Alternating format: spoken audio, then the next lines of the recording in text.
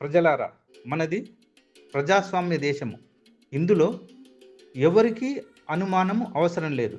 అయితే స్వేచ్ఛ, స్వతంత్రాలు, హక్కులు ఎంత ముఖ్యమో బాధ్యతలు, అర్హతలు కూడా అంతే ముఖ్యము.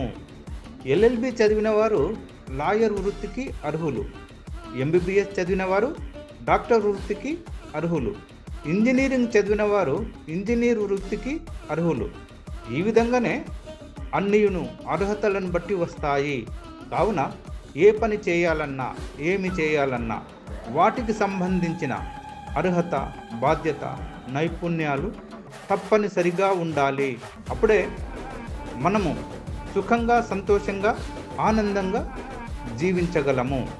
ఆ ప్రకారమే ప్రస్తుత సమాజంలో అవినీతి, నిర్లక్ష్యం, లంచాలు, స్కాములు, మాఫియాలు, దోపిడీలు, లైంగిక దాడులు, మత్తు పానీయాలు, హత్యలు, భూ కబ్జాలు, మోసాలు, పగ, ప్రతీకారం లాంటివి సమాజాన్ని పట్టి పీడిస్తున్నాయంటే వాటికి సంబంధించిన పాలకులు, అధికారులు రాజ్యమేలుతున్నారని మనము అర్థం చేసుకోవాలి. కావున ప్రజలారా, ఇలాంటి వారిని శిక్షించకపోతే పర్యవసానాలు చాలా తీవ్రంగా ఉంటాయి.